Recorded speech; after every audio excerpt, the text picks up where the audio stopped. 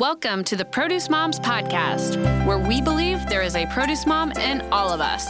I'm Lori Taylor, founder and CEO of the Produce Moms. For 10 years, I sold fresh produce to over 300 grocery stores in the U.S. And today, my team and I are fully focused on inspiring people to eat more fruits and vegetables. This show is just one of the ways that we hope to inspire you and your family to eat more produce and live a better life. If you like what you're hearing on the podcast, join our community of almost 40,000 in all 50 states and over 30 countries by visiting theproducemoms.com/subscribe. And be sure to subscribe and leave us a review on iTunes. Thanks for being here. Enjoy today's show.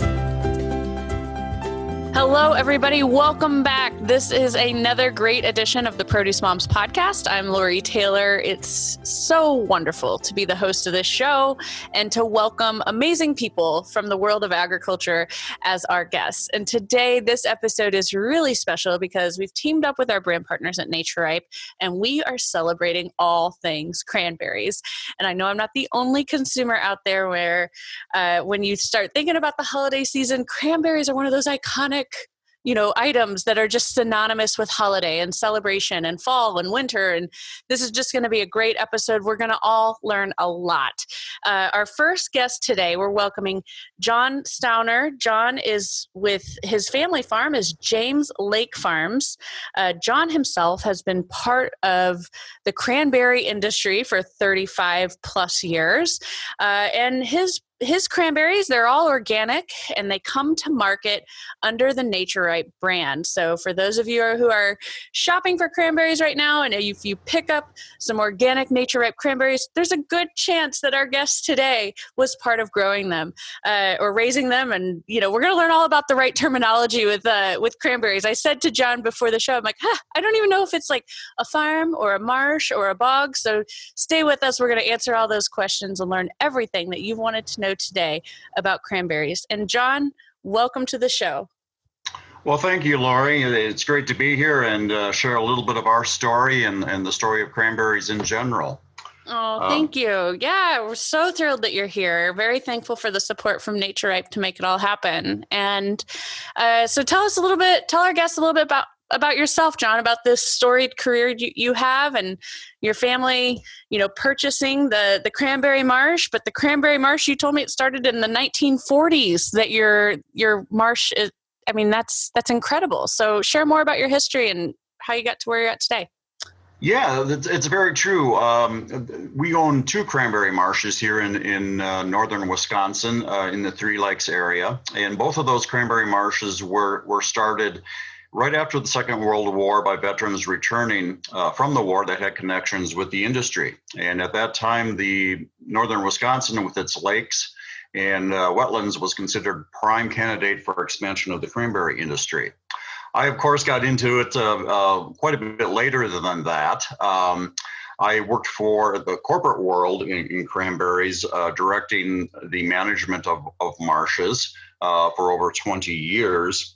And in 2006, that company was broken up, and my wife, Nora, and I had the opportunity to purchase one small piece of that greater company, and that was the marsh here in Three Lakes.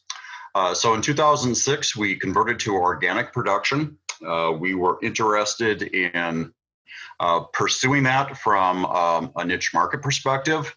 And I enjoyed the challenge of growing it. I had some experience previously with growing organically, but primarily we wanted to grow something that was good for people, and we wanted to do it in a way that was good for the land on which we were growing it. So we purchased the marsh in 2006, and it's been a growth by design pattern for us ever since.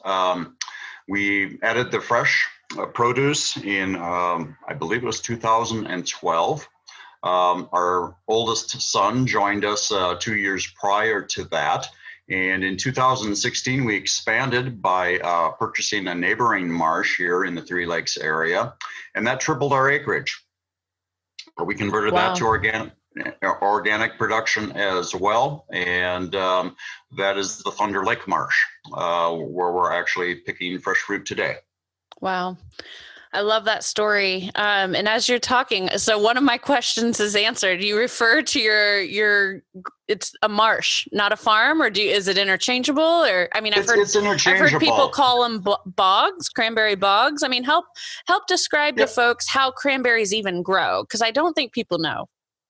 Well, exactly. I mean, I did not grow up in the industry. I grew up in central Wisconsin, and I knew that cranberries grew in the water, and that was about it. And that's actually not true. We use water for harvesting the cranberries and for protecting them in the winter, but cranberries don't grow in water. They grow in very acid soils, either peat or sand based. And think of the cranberry growth as somewhat like a strawberry. It has runners that go out, and then from the runners come the reproductive uprights, which flower and give you the fruit in the fall. But unlike a strawberry, the cranberry is a woody perennial. It has thick stems on it. The vine mat is approximately 6, 8, 10 inches thick. It's very shallow rooted, and in some ways it's more like a grape in growth pattern. So it's rather unique. It grows on some unique soils, and it's a perennial crop. So the beds that were planted here on our James Lake property, the earliest one was 1950, those are still in production. Wow. And like a grape, as long as you take care of it, it will keep producing indefinitely. That's amazing. And then what does the harvest look like? Because at some point I know that there's like a flooding essentially okay. So we take advantage of the fact that cranberries, when you cut a cranberry in half, you'll see the actual ovaries of the berry, and those are filled with air. So cranberries are naturally very buoyant. We take advantage of that fact. We harvest by one of two methods, depending upon the end use of the fruit. The first is for the fresh produce market, which is what you buy when you buy the Naturipe product. That is done with a cranberry picker. And that's a very gentle process because we're very quality conscious. We have to have keeping quality for the fruit.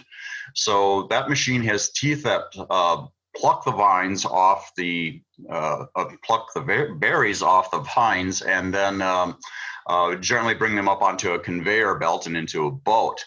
And from there, then the fruit is cleaned and sorted and packaged. The other method is we sell fruit to the freezer for sale to ingredients in other products, and we use a different machine for that because we don't have to worry about keeping quality as much, because within 48 hours that fruit will probably be in a freezer. So we harvest two different methods, but both are done in the water. We take advantage of the fact that once we flood up, those cranberries come right up to the top of the vine and they're ready to pick. That's so fascinating. So how has the process, and I mean, you've been part of the industry for, many decades. How has the farming process changed? Well, similar to what's happening in a lot of agriculture, technology is starting to advance, and cranberries are not a major agronomic crop. We're somewhat of a niche crop, but we're seeing things from the technology side that are really exciting. This applies both to the organic world and to conventional cranberries as well. I mean, when we're talking about pest control, for example, we're seeing some of the new biopesticides that are organically approved that do really good jobs for us. So that toolkit has expanded in order for us to grow the crop. We're seeing the use of satellite imagery to look at and remote sensing to look at cranberries in order to see what's going on out in the field and better understand how to manage the crop. We are looking at things like mating disruption for pest control, where we actually take and spray the pheromone of the male moth in order to confuse the female moth so that we can mitigate some of the pest pressure. So technology is coming along. The cranberry industry works closely here in Wisconsin with the University of Wisconsin. We've got a great relationship. We've got a research station, and it's a good partnership. That's great. Go Badgers, right? Oh, Badgers. No, it's wonderful. And earlier in our discussion, John, you talked about how your family converted your marshes to organic, and today is 100% of your production USDA certified organic? It is, yes. Wow. We have 189 acres of producing vines, and in addition to that, we have about 2,000 acres between our two farms that are support land in order to grow the cranberries, to have the water, and the entire property is managed on an organic basis. Yeah, that's great. And for our listeners today who aren't familiar with what a commitment that takes from the grower to actually convert farmland or a farming operation to USDA certified organic, could you please shed some light on what that process was like and the time frame? Certainly. I mean, when you convert, you basically have to have 36 months between your last prohibited application of a conventional pesticide or a fertilizer, and when you can be eligible for certification. So we work with our certifier to establish that timeline, and it basically you're giving up 2 harvests that you are growing organically, but you cannot be considered organic until you reach that 36-month window. So for us, we bought the Thunder Lake property in 2016. The last prohibited application was done in the previous August in 2015, so we were able to be certified for the 2018 crop. Got it. Wow. So no looking back now. You're all in with the 100% USDA certified organic, and that brings us to our next point. I mean, sustainability has become just an absolute paramount concept in agriculture, and organic, conventional, it doesn't matter how you're growing, sustainability is top of mind.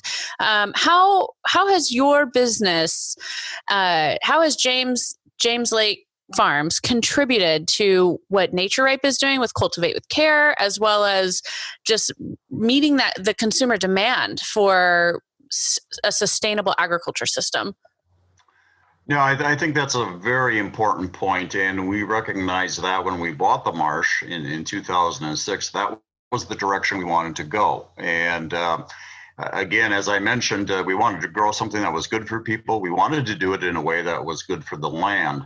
And being organic is caring for the land so that future generations will have the same resource. We're not burning the resource up in order to produce our crop. For us growing cranberries, I mean, I look at it as we are managing an ecosystem on our marsh, and we're trying to tweak that ecosystem to give us as many cranberries as possible. Being sustainable is what you use. By definition, we cannot use synthetic inputs because we are organic, so that is sustainable within itself. But we go beyond that. I mean, we look at other ways that we can be sustainable with the rest of the property. We have a forestry plan on those 2,000 acres. There's quite a bit of wooded land that supports the cranberry marsh, and we practice sustainable forestry, for example. That's great. That's wonderful. And I know it's important to consumers. So let's help consumers understand, and really even folks from within the trade. I mean, I don't know if you know this, John, I sold fresh produce for 10 years before I went all in with the Produce Moms and, became fully focused on this media platform and educational platform that's consumer facing. And even when I was sitting at the sales desk, servicing over 300 grocers throughout the U.S. as their account manager that was responsible for helping them know what fruits and vegetables they should be stocking in the produce department, I really didn't understand some of the things like Naturipe Farms is, here we're talking to you, and your family farm is James Lake Farms. That's what you've been discussing. You're the owner of that. Your family's, it's family owned and operated. Your whole family on your website, folks can see the family photo of all the people that are involved with this operation. But then you come to market as the Naturipe brand. So help our listeners today understand how that works. Like, what is your stakeholder as the farmer and the grower here with Naturipe Farms, which is the brand that that the consumers know? Certainly, yeah. Naturipe has been a great partner in our growth process. That began when we started doing fresh fruit back about 8 years ago. And it's been a great relationship. They certainly are on board with the sustainability. They have been on board helping us as we built our programs in food safety. And as the business has grown, it's paid off for both of us in terms of a mutually beneficial relationship, and that has been great. Good. Thank you for sharing. And I can't have a cranberry farmer and not ask, what's your favorite way to eat the fruit? Well, I'm gonna give you a little bit of a different angle on this. I like the combination of cranberries and horseradish. Ooh, really? And this is more on the savory side of the equation, but you wouldn't think that immediately would be a great combination, but I believe it's National Public Radio has put out a recipe for many years, and it's called I think Mama Stamberg's cranberry relish, and it's a combination of ground up chopped cranberries, horseradish, and sour cream. And the combination, it works great with meats. I was just going to say, just add a nice prime rib. Oh, yeah.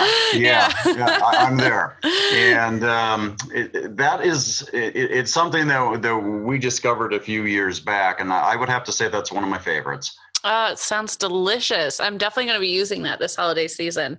I don't know. I'm kind of just one of my favorite things when I cooking with fresh cranberries.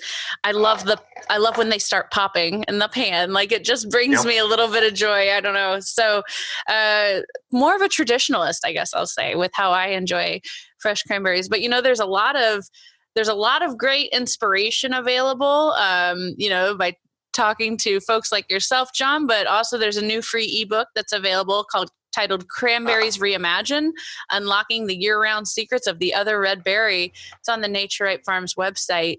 John, let's close with that. How do you want people to think about your product, cranberries, year-round? Well, I think it gets back to the story of our farm. And when you see that Naturipe package, whether it's a clamshell or whether it's a bag, and you see that it has come through us, and you should understand the story behind what it takes to grow that berry. And it goes back to a full cycle of growing the crop. And it starts in the previous August of the year the crop is harvested with a reproductive bud, and it goes through an entire year cycle of the bloom and the sizing and the maturation of the fruit and the harvest of the fruit. And that's the story we want to tell about, how we are growing it and the care that goes into it. And that's a story that Naturipe wants to promote. So when you see that package of Naturipe, there's a farmer behind it. Gotta love that. And speaking of farmers that are part of the Naturipe brand, we actually are bringing on another farmer for the second half of this show. We're going to be talking to one of your buddies, Ray Hableman, and so he's gonna actually close out the show. But before we transition to our time with Ray, John, any closing remarks or thoughts that you'd like to share with our guests? I mean, I just want to tell you thank you again for what you do and for helping to educate us all on cranberries. Well, thank you, Lori. And cranberries are a versatile crop. You can go with the sweet side, you can go with the savory side. They're not just seasonal, they can be enjoyed all year long. And throw a bag in the freezer and save it for future use.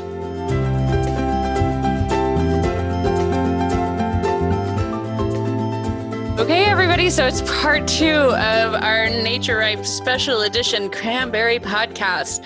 And we are welcoming another one of their amazing growers. We are welcoming Ray Hableman to our show. Now, Hableman Brothers Cranberries, this is what's really funny is when I was at the sales desk at Indie Fruit, this was the brand, this was the cranberry that we sold.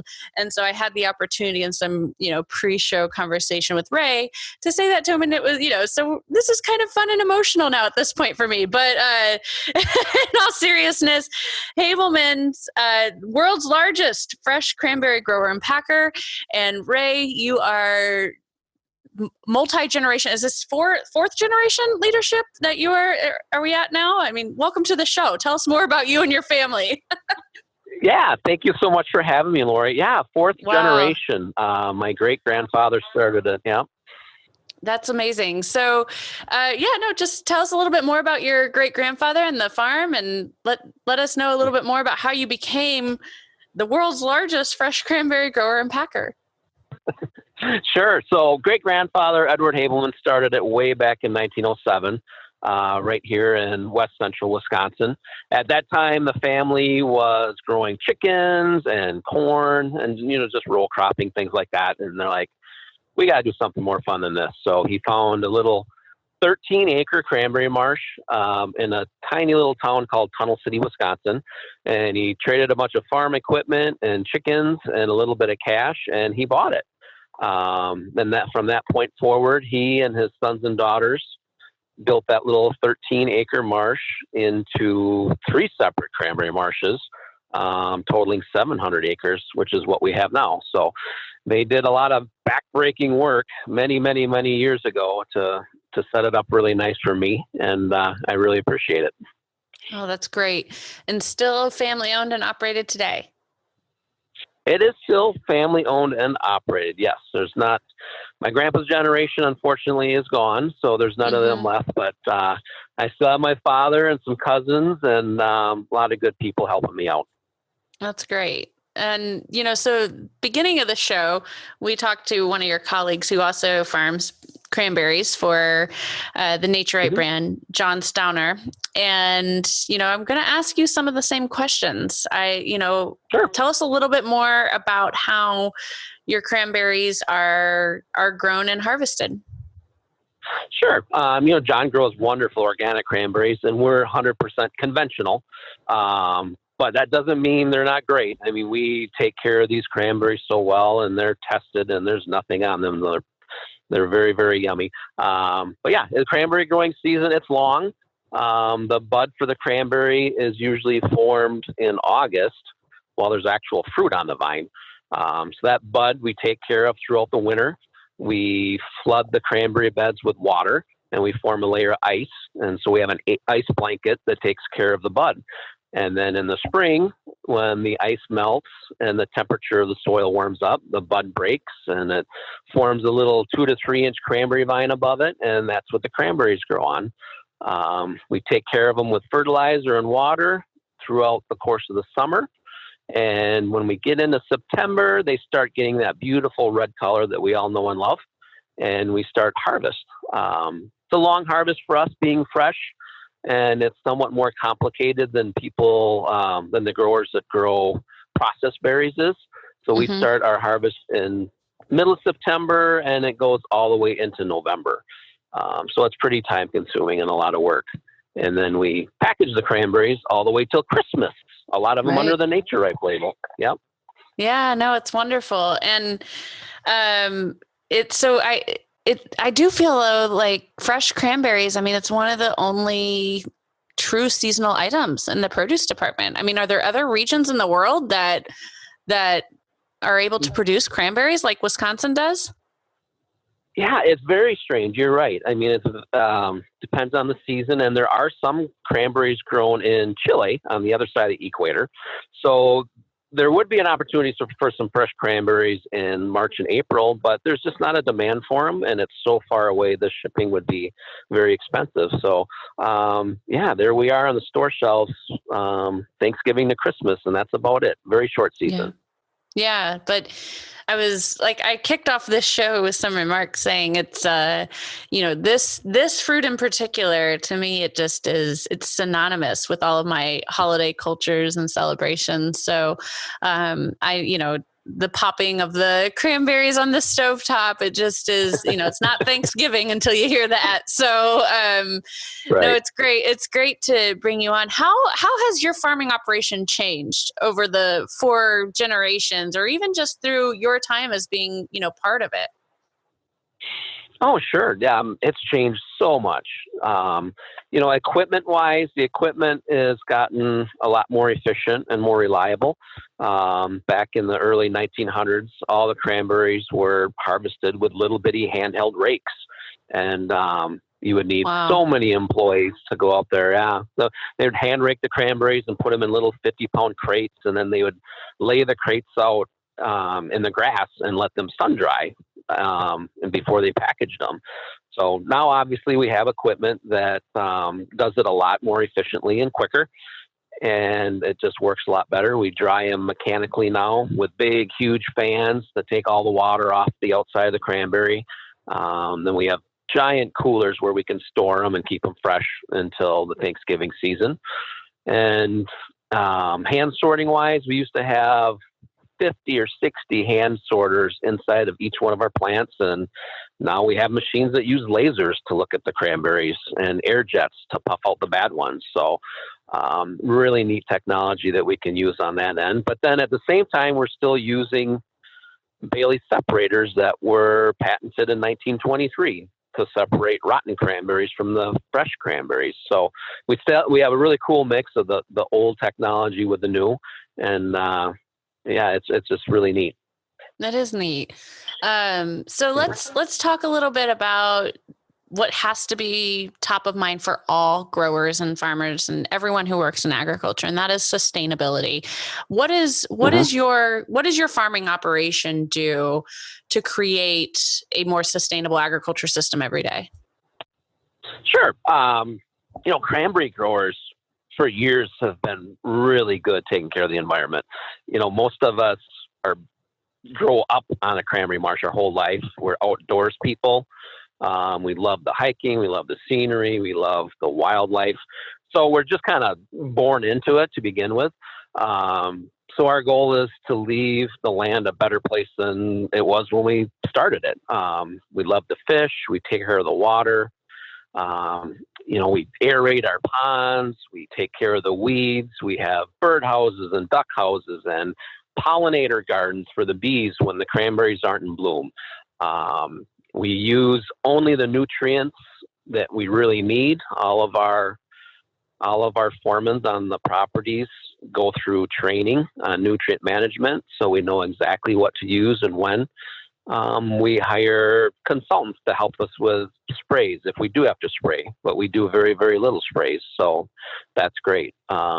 We flood our cranberry beds in the spring to kill bugs, to eliminate a pesticide spray. The worms haven't figured out how to swim yet. So that's a really great way to control some of the pests in May. We recover our water. We can reuse water, so we don't use too much.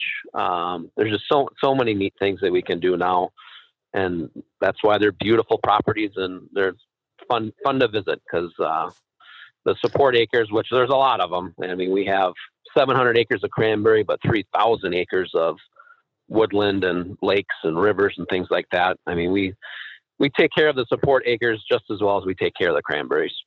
Yeah, and it truly is. I mean, even though it's a hyper seasonal item for consumers and for grocery retail, this is truly a year-round labor of love every single day.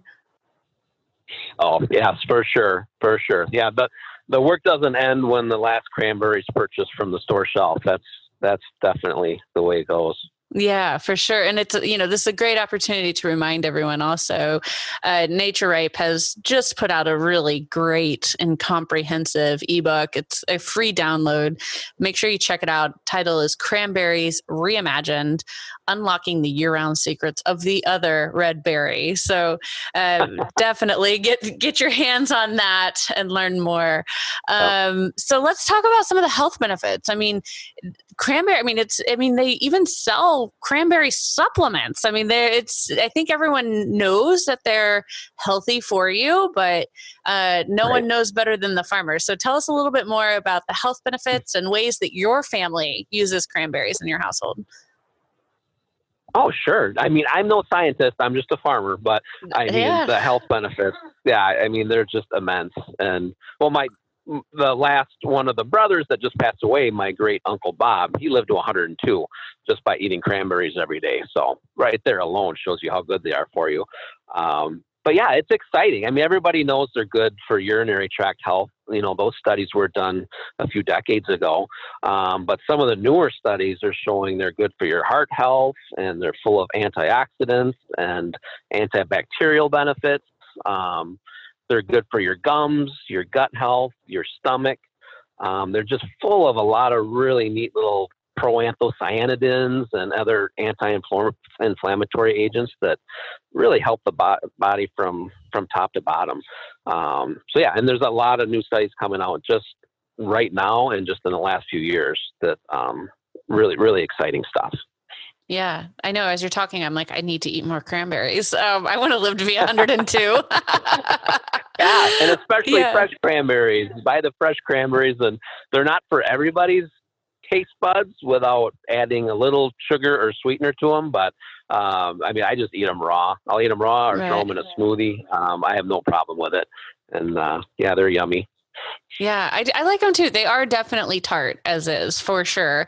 Right. Maybe it's because they're chock full of so many, nutrients. I don't know, but it's they are. I don't mind the flavor of just the raw, fresh cranberry at all. I actually really enjoy it. But so many ways where we can sweeten it up or make it, more desirable for your palate. Let's Ray, any favorite family recipes or preparations for fresh cranberries that you'd like to share with our guests? Well, the old standby is probably my favorite. So just a whole sauce or jellied sauce. Right. 2 cups of cranberry, cup of water, a cup of sugar. You can cut that cup of sugar in half and add a little bit of stevia if you want lower calorie. But I mean, that's the traditional. That's my favorite. Second favorite would be, just chop them up and throw them in anything you're cooking, like a stir fry. They're so good. Chop them up a little bit and do a stir fry with them. Add them if you're slow cooking, a roast or anything like that. Throw a bunch in there. They just add such a great little pop, such a great little flavor. And then baked goods, obviously muffins and cakes and cookies, things like that. They just a great contrast to the sweetness of the cake. I love them like that. Yeah, perfect for holiday gift giving too. I mean, like a nice cranberry quick bread or something makes a great great hostess gift or a gift for your neighbor or even just a treat for yourself, everyone. So, great tips. Thank you. So tell us a little bit more. I mean, we discussed at the beginning of our conversation. I mean, I sold your products. Very familiar with this brand name. Didn't know you though, and so it's been great to meet you. But let's talk a little bit more about where consumers can find your products and how you have some cranberries in market under your family brand name, some under the Naturipe brand, and what's the difference? Sure. I mean, there is no difference. We might run a couple, 3, 4 different labels in a day. Naturipe is one of our biggest and best partners that we have. So there's a good chance you're going to find Hableman Brothers at your store shelves in that Naturipe bag. And you're going to find the Naturipe bag at Costco, Walmart, Kroger, along, and many other outlets as well.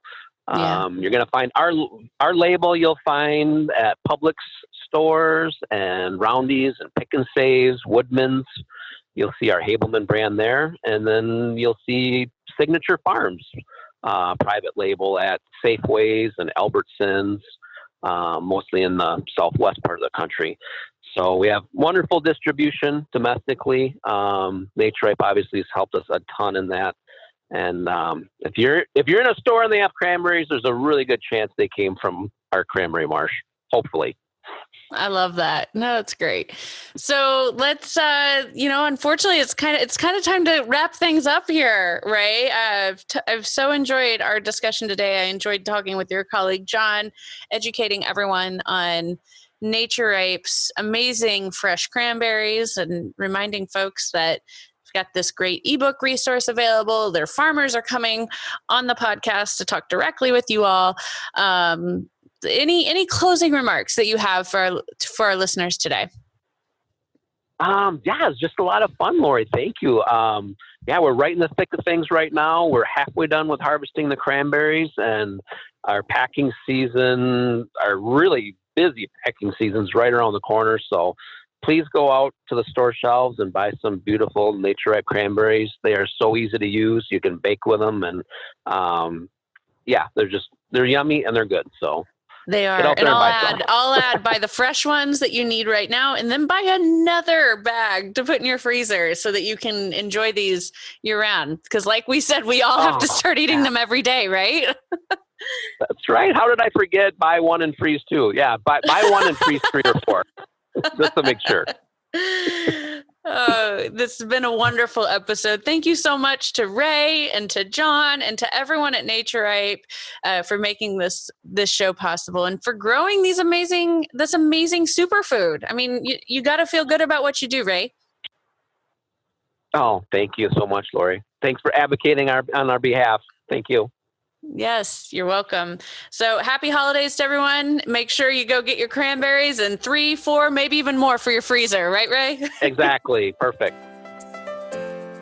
Thanks for joining us on this episode of the Produce Moms Podcast. If you or someone you know would like to be a featured guest, just send an email to lori@theproducemoms.com. We know there is a produce mom in you because there's a produce mom in all of us. Join our community on Facebook and all social platforms. Help us change the way America eats. Thanks again for listening, and we'll see you next time.